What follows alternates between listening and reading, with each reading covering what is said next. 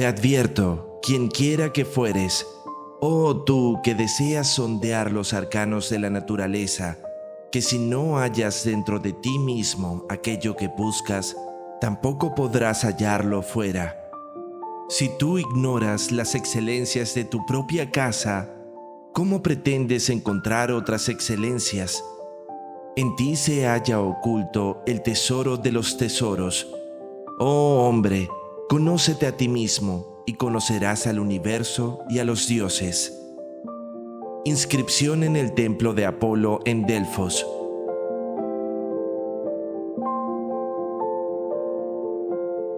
En el santuario del dios Apolo en Delfos, el dios, a través de la Pitia o pitonisa, comunicaba a los peregrinos los misterios de su voluntad con sus crípticas formulaciones.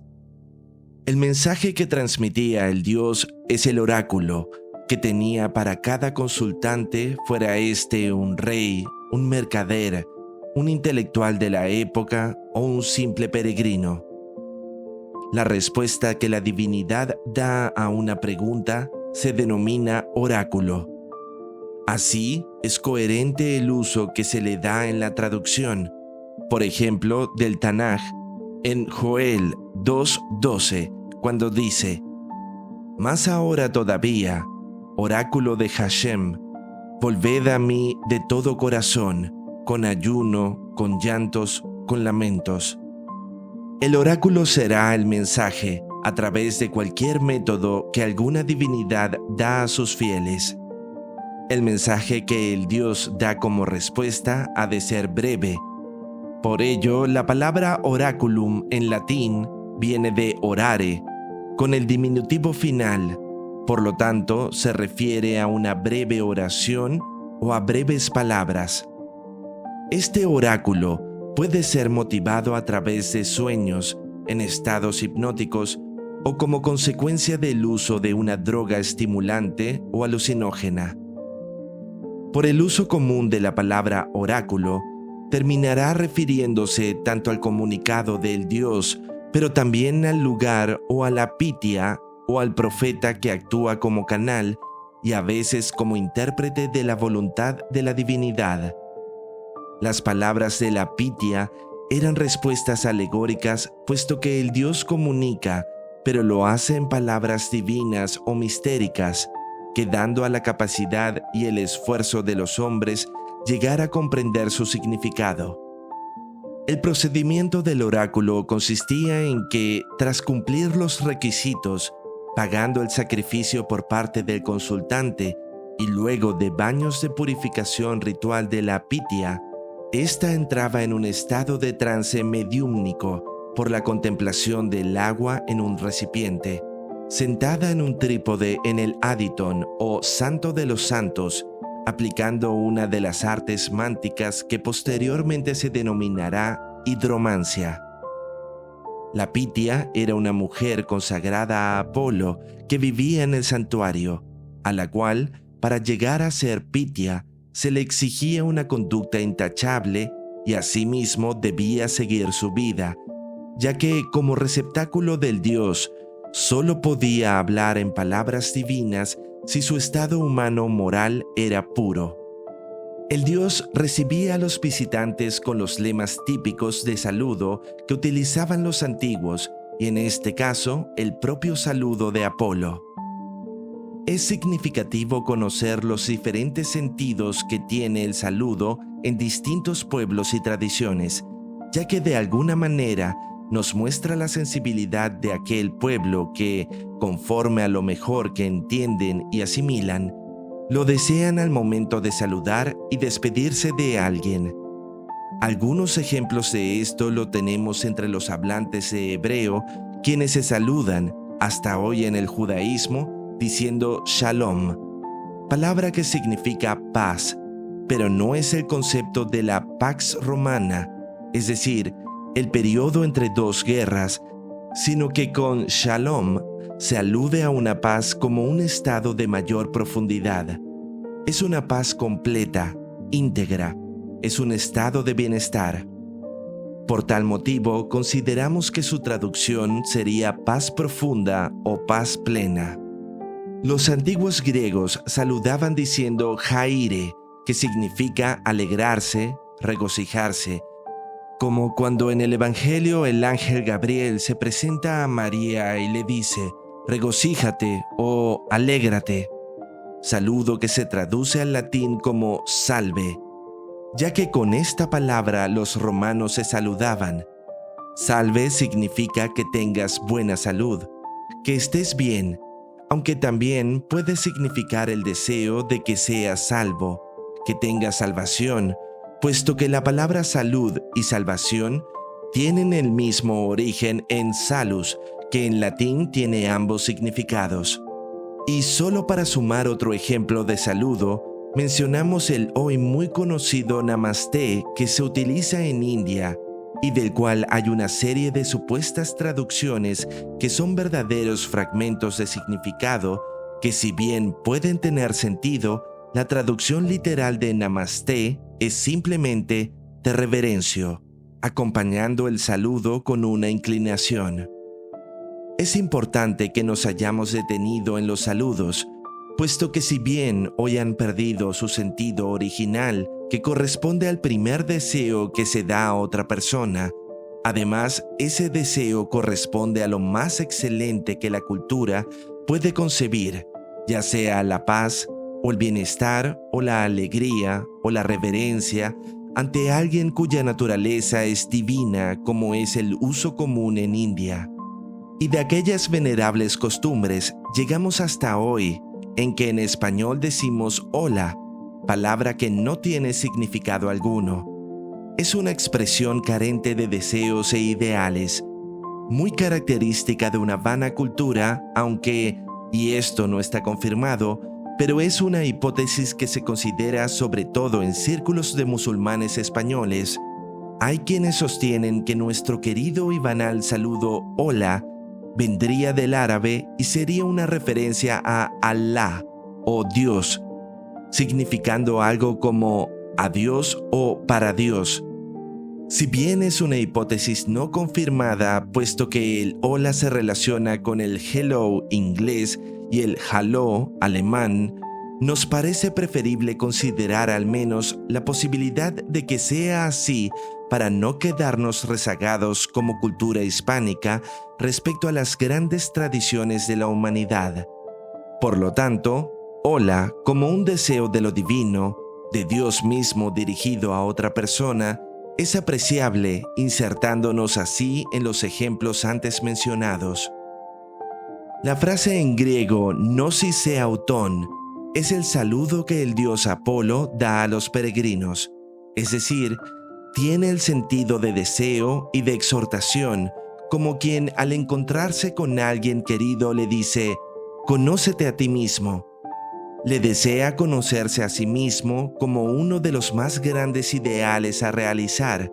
El autoconocimiento supone concretar, tal vez el mayor de los misterios que acompañan a la mente inquisitiva de los hombres.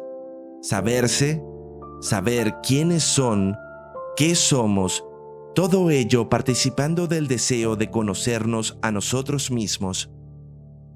Es necesario aclarar que este gnosis auton no es una invitación a la autoindagación sentimental, no es una invitación para iniciar un curso de meditación o de relajación o ir a terapia con el psicoanalista. Tampoco es una invitación para participar en un grupo de ayuda mutua que hacen dinámicas de mutuo conocimiento en donde se toman de las manos y se miran a los ojos para exteriorizar todas sus emociones reprimidas y que puedan liberarse de sus complejos y abrirse ante los demás para crear empatía y en definitiva para llegar a ser felices, etc. Definitivamente no. El gnosis auton, inscrito dentro de la cultura de los griegos, tiene el sentido de conocernos para conocer nuestra medida personal. Su objetivo es la mesura, el conocernos para actuar conforme a nuestra propia realidad y no entrar en conflicto con la facticidad de nosotros mismos. El conocernos a nosotros mismos significa conocer nuestras capacidades y nuestros límites. manteniéndonos dentro de la voluntad de los dioses y el equilibrio de cada una de las cosas del mundo.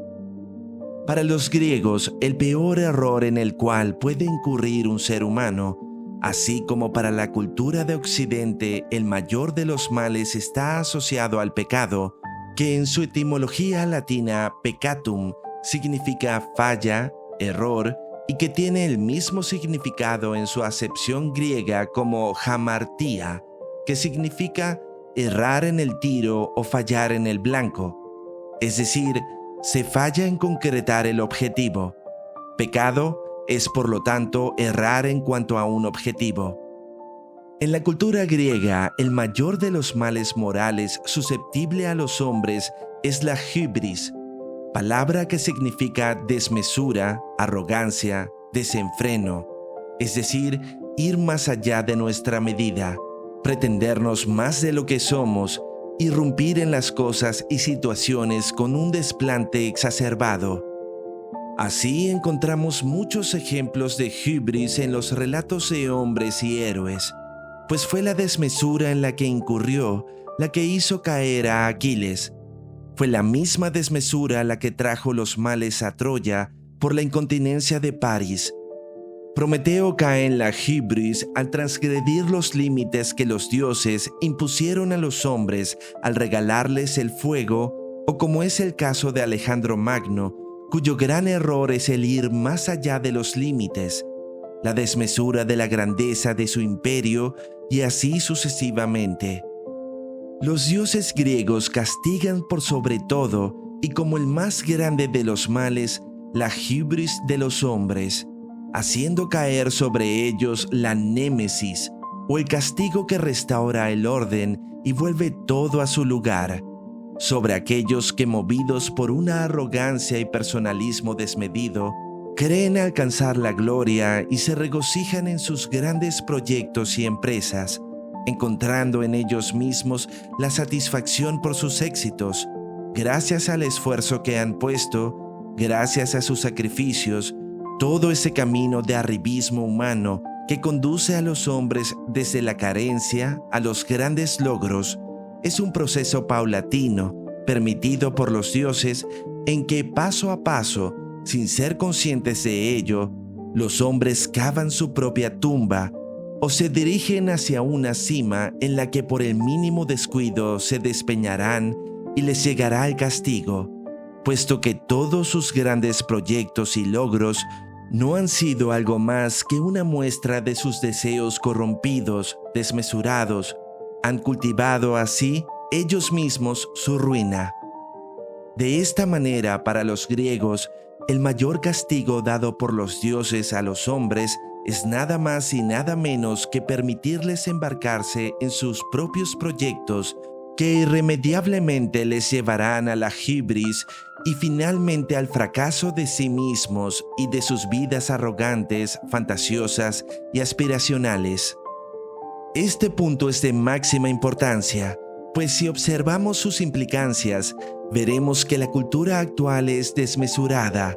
Las ideas que se promueven en la juventud son un conjunto de proyectos personalistas, arribistas y materialistas que personifican muy bien la hibris de los griegos, la exaltación de los exitosos, la exaltación de personas cuyas ganancias se justifican por sí mismas, la exaltación de futbolistas habilidosos que ganan dinero siendo hombres ignorantes y llenos de vicios, pero que se han convertido en el modelo de vida para niños que aspiran a ser ellos, la exaltación de la figura desnaturalizada que se consigue con drogas y muchas horas en el gimnasio que hace visible la desmesura física, creando una apariencia que se percibe como saludable y buena, para ocultar las más bajas pasiones y a veces las enfermedades más denigrantes de lo humano.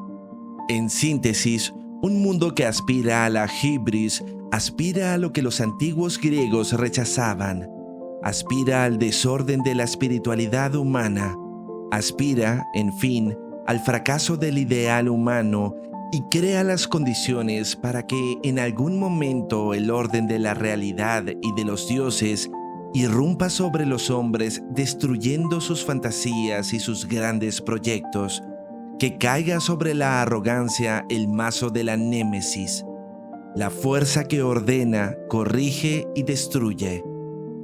Consideramos que está vinculado el concepto del pecado, que nos viene sobre todo por la cultura cristiana con bases judías, con este concepto de la hibris griega. Ante la pregunta de si existe o no existe el pecado, la respuesta es evidente. Por supuesto que sí, ya que existe el error, existe el fallar ante un objetivo. Por lo tanto, ante el objetivo de ser plenamente humanos, también podemos fallar. Muchas son las acciones que nos alejan de lo humano, nos alejan de la sabiduría y el bien. Todo eso es pecado, ya sea que lo consideremos así o lo consideremos dentro del relato de una religión. Ambas posiciones son adecuadas. Así como no todas las cosas y acciones sirven para conseguir una meta deseada, asimismo, no todo lo que hacemos sirve para realizar todas nuestras potencias humanas y cultivarnos en los grandes ideales. Los hombres abandonamos el error, el pecado y la hibris si llegamos a conocernos a nosotros mismos. Y este es el significado y el sentido original del saludo que Apolo nos hace. Nos anima a conocernos a nosotros mismos para que nos liberemos del error, nos liberemos del pecado, de la arrogancia que transgrede lo que somos y transgrede el orden del mundo. Conocer nuestros límites no es limitarnos, sino liberarnos de la ignorancia, pudiendo así actuar con sabiduría. Cuando eso ocurre, entonces no hay mejor receptáculo de la voluntad de Dios que nosotros mismos. Nos convertimos en la santa doncella, la pitia griega que habla con palabras oraculares, divinas y enigmáticas. De este modo, todo nuestro mundo, nuestras acciones, pensamientos y palabras son un verdadero oráculo del Señor. En definitiva, en quien se conoce a sí mismo, escuchamos la palabra misma de Dios.